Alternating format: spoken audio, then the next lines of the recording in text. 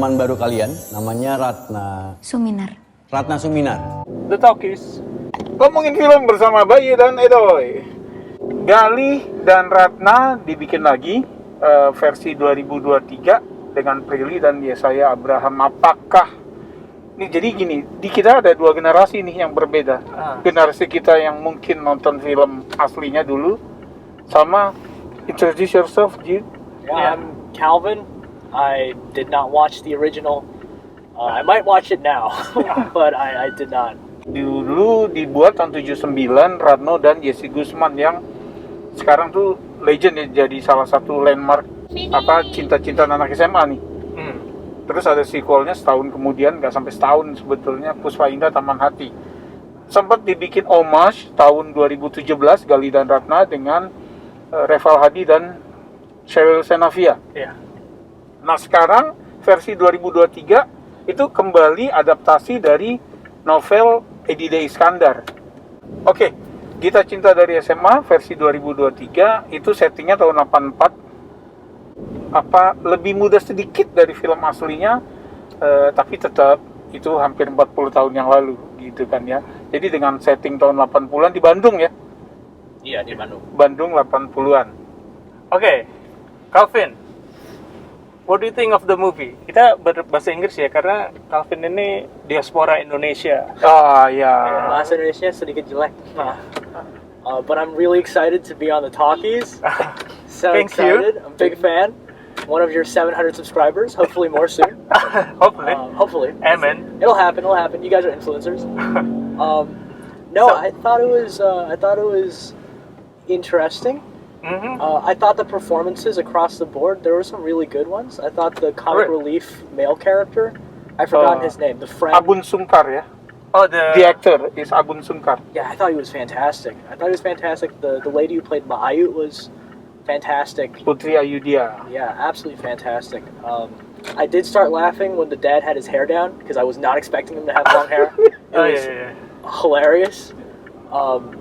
I thought that it was for the target audience, which Bayu and I have like very different views on this actually, because I thought it skewed older because of the audience that we sat and watched with. There were a lot of sort of like not so much old but sort of middle-aged women who would have been familiar with the first movie, right? Yeah, who were excited to see the references and who might be more let's say enchanted by a sort of like brass tacks, straightforward romance like this. Yang perlu kita kasih catatan itu tadi komentarnya kayak Calvin. Yang perlu kita kasih catatan, film ini tuh selain settingnya 84, tapi penggunaan bahasanya juga bahasa seperti film tahun segitu ya, bahasa baku ya.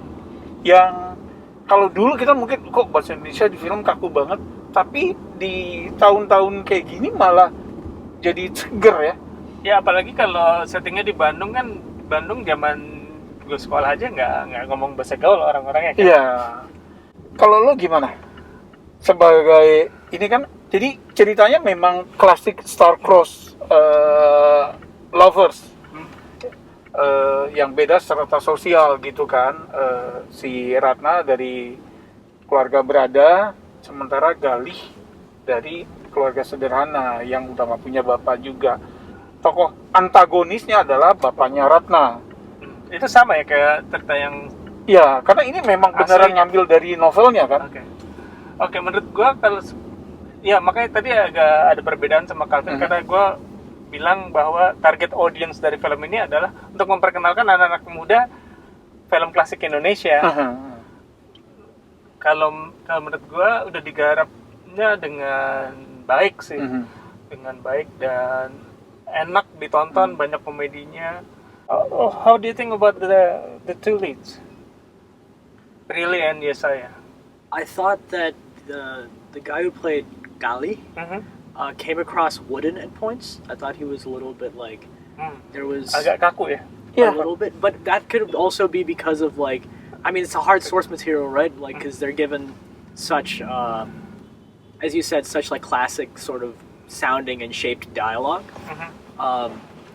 But I thought that there's one scene towards the end which I think is like really showcases some more of the range, which is with I thought the scene with the dad where he brings out the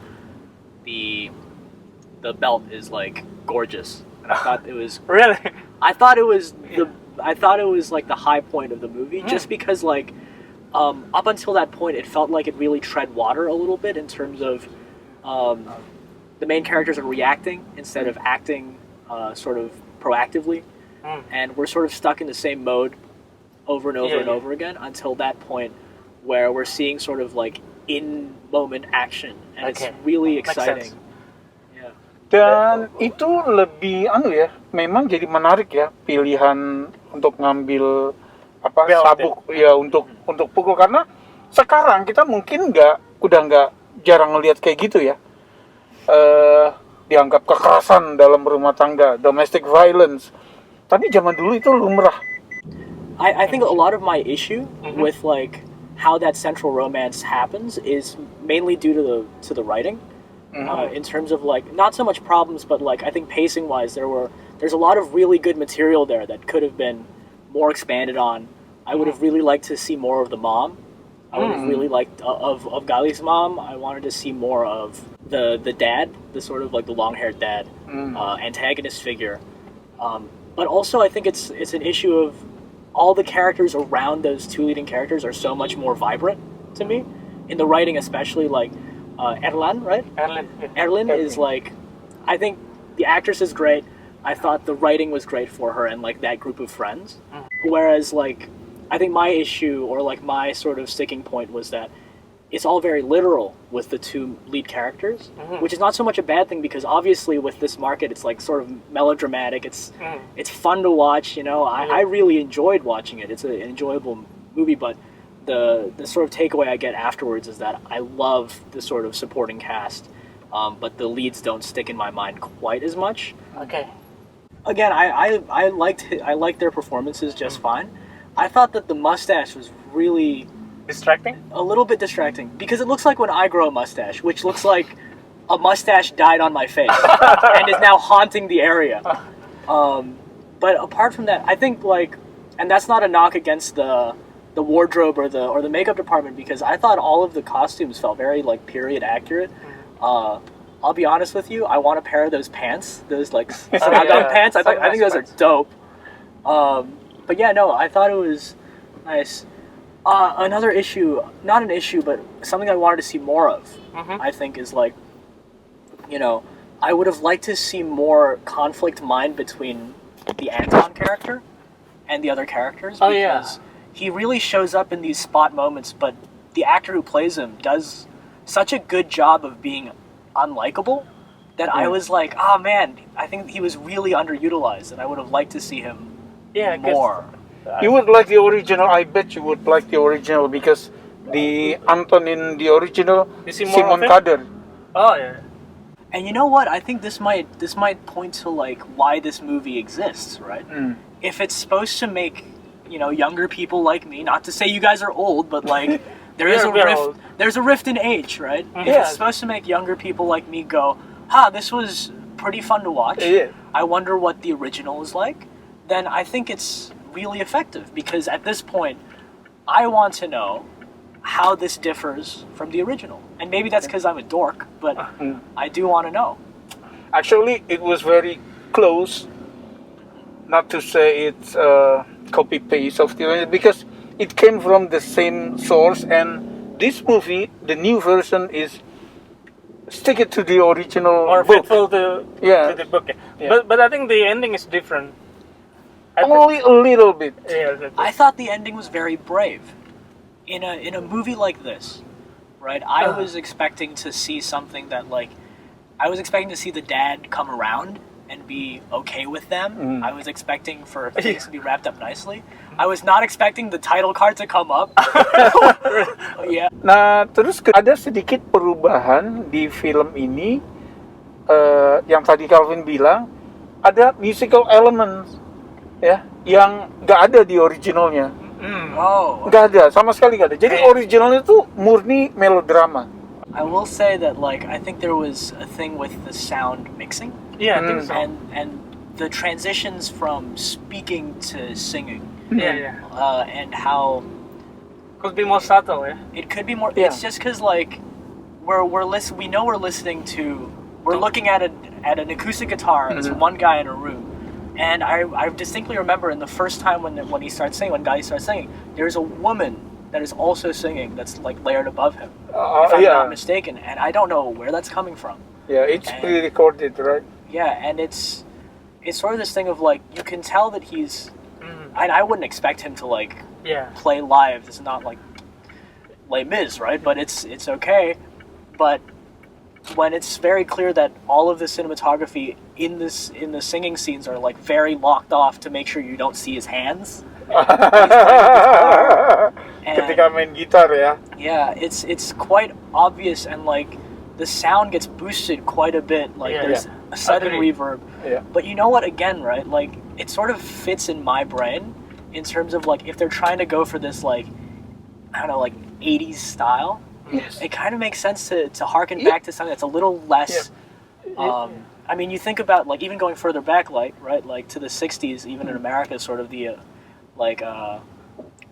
in I forget the name of the movie, but like the busy bugle boy of Company B is like in one of these movies, and that's a very clear cut into like now we're singing, and I think it's okay, and Okay. it seems like I watched it from the perspective that like all these other people here, right? A lot of these like especially predominantly women, like in the audience who are like older and who love this property, like when those songs started happening, they loved it, Yeah, and I think that's wonderful. I think that's like they know their audience and they've really catered to it.